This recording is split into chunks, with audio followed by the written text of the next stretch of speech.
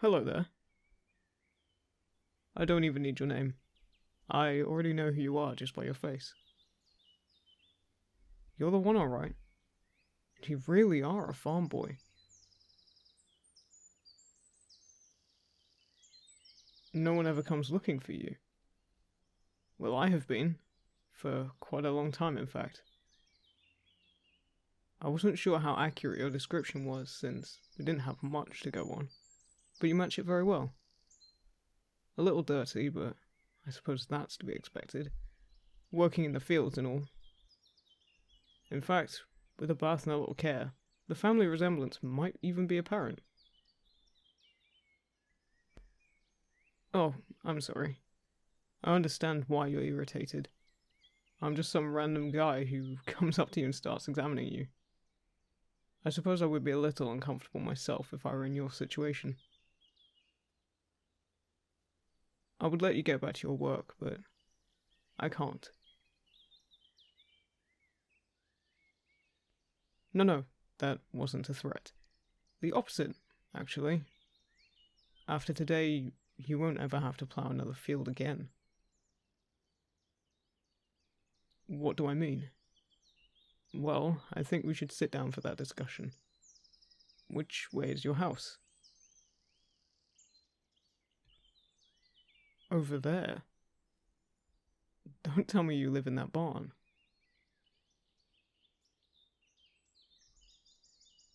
You do.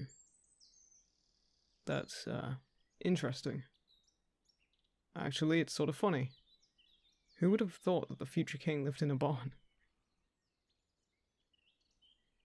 Oh no. First, let me apologize for giving you the news so bluntly. It slipped out. No, it wasn't a joke. I wish this could have gone a different way. What I'm saying is, what I've come here in search of you for is to tell you that you will be the next king of this country. Wait, don't go. Please, just let me explain it to you. Your grandfather, the king, sent me to find you, which wasn't an easy task, and I need to get you back to the palace before... Alright, that's a valid question. So, to prove to you that my story is correct, here. The king gave me this to show you when I found you. It's a picture of him holding a newborn. Do you recognize the other two standing next to him? That's your mother. He didn't expect you to know her. She died not long after this picture was taken.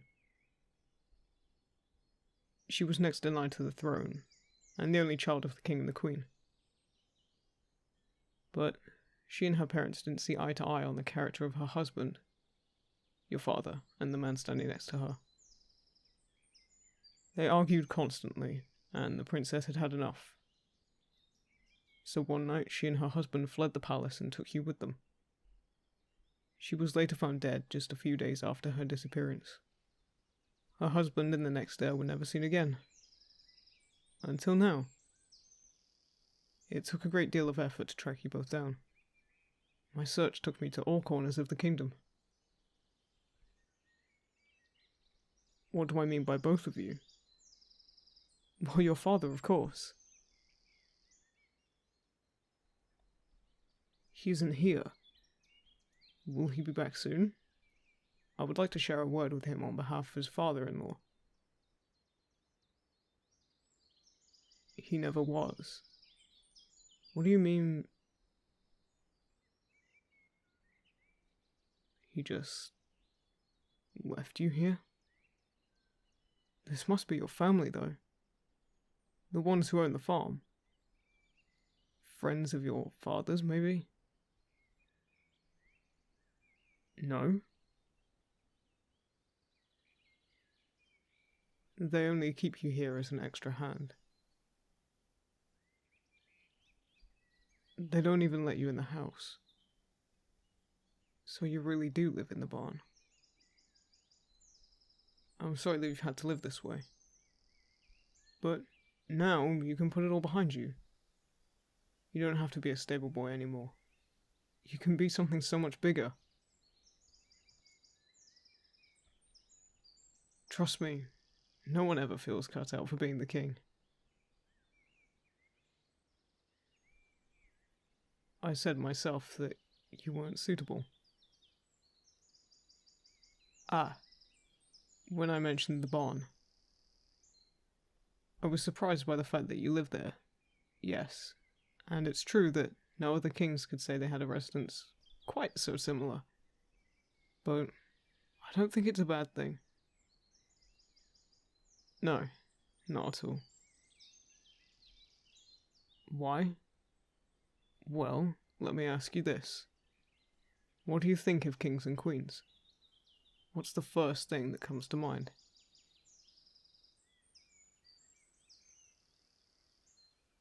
Exactly. And a problem I've noticed recently, not in regards to your grandfather, but other monarchs, is that they're distant. They're too far removed from their people. They're spoiled by their riches and are very self-centered. Now, this isn't meant as an insult, but a barn is a far cry from a palace, if you see what I mean. So what I'm trying to say is, you have the potential to be a great king, and keep the kingdom united. The people could relate to you, and you would understand their needs much better than someone who's hardly set foot outside of their castle. And the thing is, we don't have much time. Not many know this, but the king is ill. Likely complications that come with old age. But he's not well, and his condition deteriorates by the day. He knows his days are numbered, but before he passes, he wants to see his grandson. Just one last time. And you're the only heir to his lineage. If you choose not to come back with me to the capital before the king dies, the country will be left without a direct successor to the throne. Dukes and lords will fight over who should reign, and the country will fall apart. You're our only hope.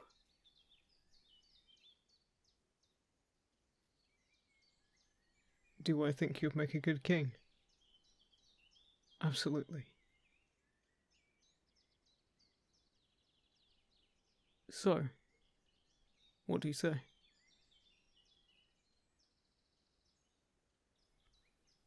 I'm delighted to hear that, Your Highness.